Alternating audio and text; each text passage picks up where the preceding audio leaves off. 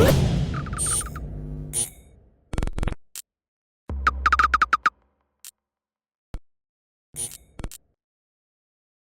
is Andi Purewal for Boxing Social in association with Betfred, and I'm joined by Leigh Wood over Zoom. Leigh, how are you doing? Fantastic, mate. Wicked. That's good to hear. Now, obviously, some exciting news for yourself. You're going to be challenging Kanju for the WBA regular title come July 31st on the Ben Granados card. First and foremost, Leigh, where did this fight come from? When was it first offered to you? So first offered to me about, well, I had 6 weeks notice for the fight. Got a week and a half left. Obviously got the opportunity. It took me a few minutes to get back to him. I spoke to my coach, Ben, looked at him, looked at where I'm at and said, basically, we can do this.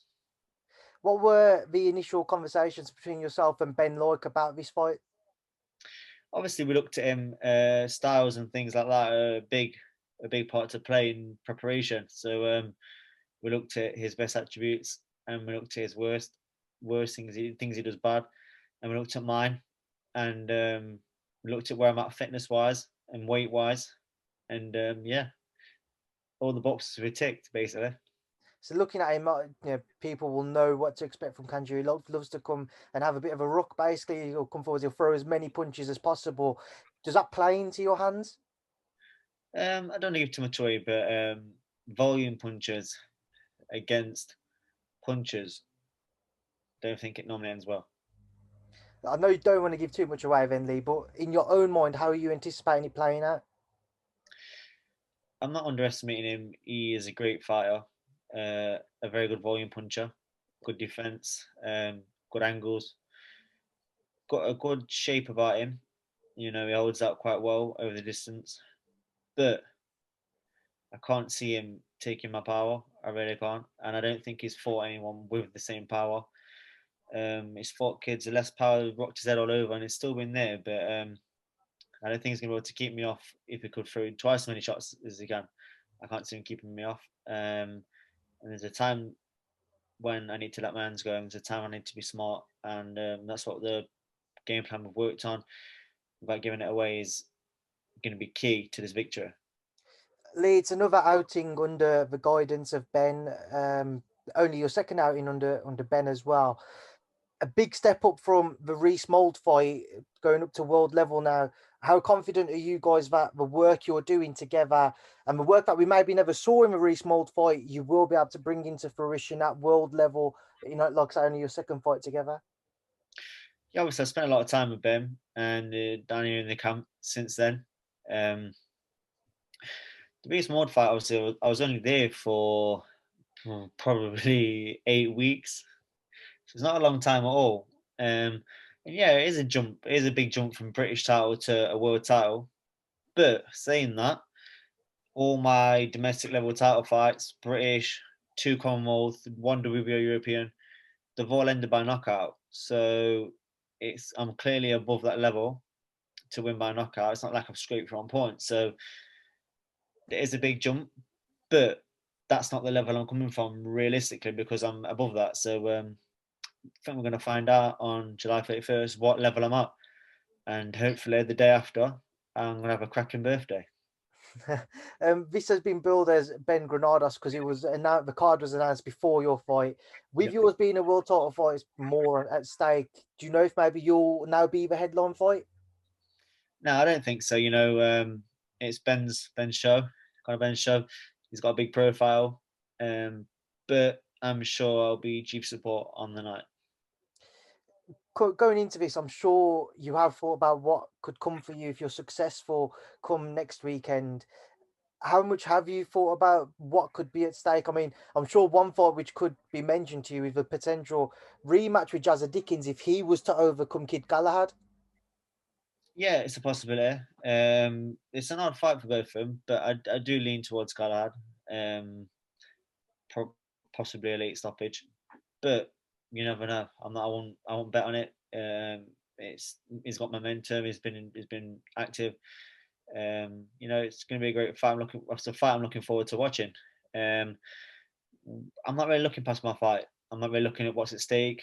That's my mindset. That's how I've always been. Same with the British title. You know, if you fixate yourself on the British title and how long you wanted it, and like you take your eye off the ball. I've always been the same. I look at it as, right, let's take away what it's for. Let's take away how much you're getting paid.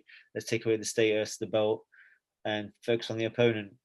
What you need to do to beat them, and then just become obsessed with working on that and the game plan. And I was victorious time and time again. So same with this. I'm not thinking about what it's for, how much you're getting paid, the status, what's coming after. I'm totally focusing on Kanzu and what I need to do to win. Just on Galad Dickens, just to get your thoughts on it, Leigh, what do you make of that fight? If you could just give me a brief breakdown of it. It's a great fight. I think it's going to be a fairly high-paced fight, pretty much like the first fight. But I think Dickens will try and use a bit more experience and trying to buy a bit more time here and there. But I think Dickens will slowly get to him. I may be wrong, but that's how I see it panning out. I know you've spoken highly, and Carl Froch has spoken highly of yourself. How much would it mean to you personally to be the first man to bring a world title back to Nottingham since Carl? It'd be massive. I don't think anyone else has bought a world title back apart from Carl, a prestigious one. So it's a good company to be in. To join his name in bringing a world title back to Nottingham, and I'm going to be talking to Carl soon, getting a bit of advice, words of wisdom from the man that's done it. I mean, again, I know you don't want to look past it, but success in this fight, does that maybe get you that one step closer to fighting at the City Ground, something you've spoken about on numerous occasions previously? Absolutely. I don't overlook this, but I think it was last September or October.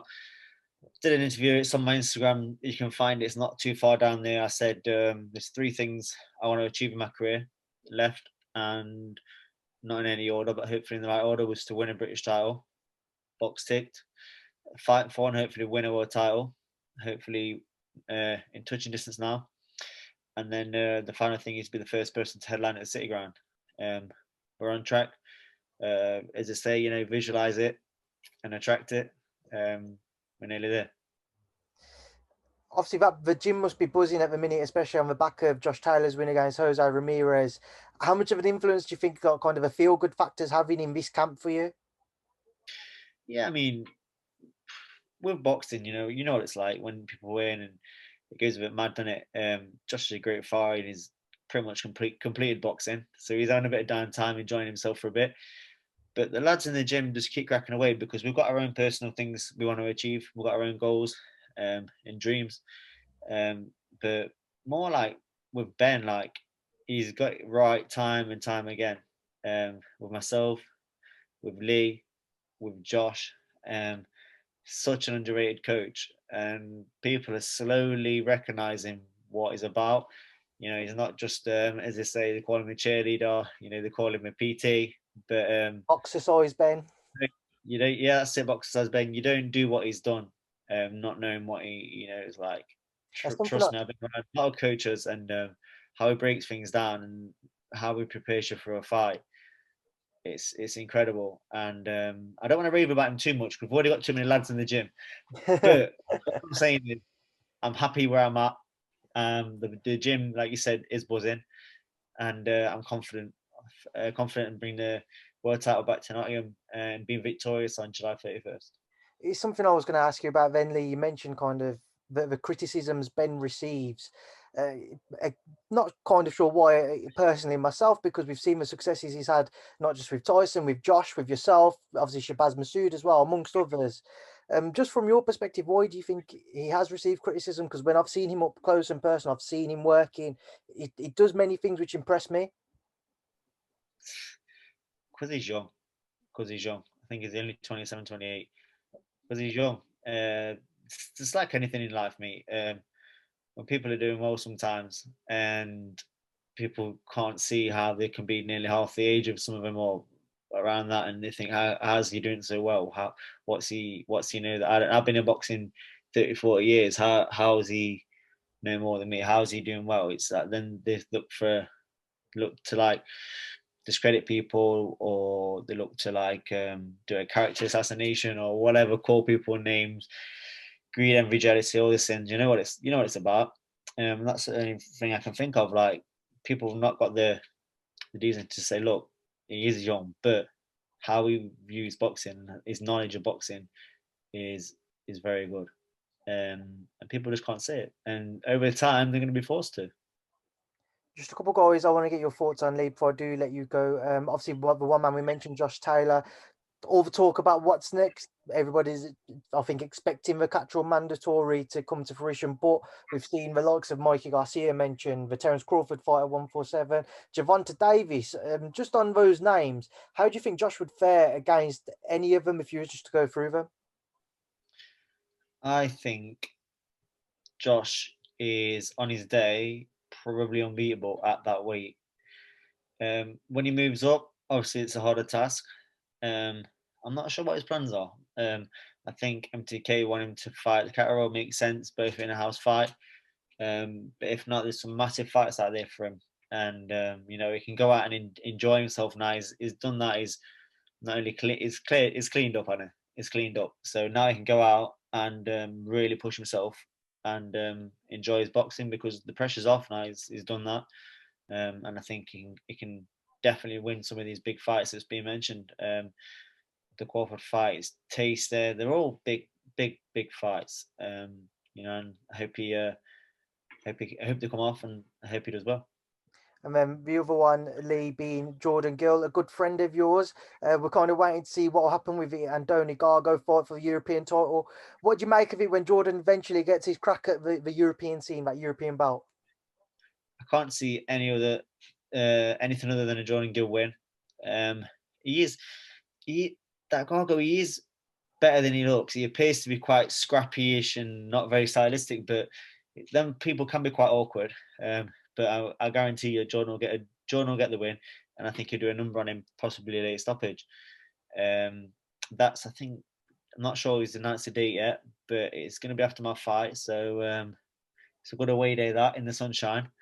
You never know if I could try to get there. I know Jordan's coming to mine, so yeah. I could possibly try and get over there for that as well. That'd be nice, wouldn't it? Back on the bunk beds. No, it'd be nice to go over there for that and catch a bit of a tan. Hopefully after this fight, all being well, I'm gonna spend a bit of time with my kids and then get on a few planes, I think, and have a month. Well, not a full month, but just under a month, enjoying myself because it's been straight through now, and I've really, really worked my arse off for this fight, and I'm coming to win. Well, Lee, we will leave that there, and I'll leave you to enjoy the rest of your day. I appreciate your time. Best of luck with the rest of preparations. And Straight from the gym, but anything for you guys, and I appreciate you getting me out there. No, listen, we appreciate your time, mate. Look after yourself, and thank you for speaking to Boxing Social. Thanks a lot, mate.